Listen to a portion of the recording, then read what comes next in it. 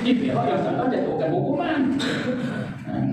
Sampai ada sahabat-sahabat kata, ya Amirul Mukminin, hentikan sebatan kami tak gamak nak tengok dah.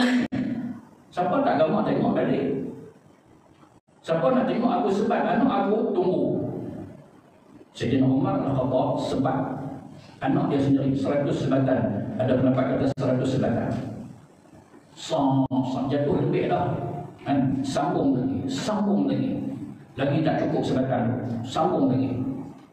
Anak sendiri dia gamak. Ini hukum Islam atas daripada keluarga. Maknanya anak sendiri itu darah daging dia sayang lebih daripada dia sayang kawan-kawan pun dia hukum. Oleh kerana janganlah kita berpihak kepada yang salah. Kalau dia itu salah, salahlah. Kalau dia betul-betul, walaupun yang betul itu bukan belah kita. Itu cara Islam. Tapi akhir-akhir ini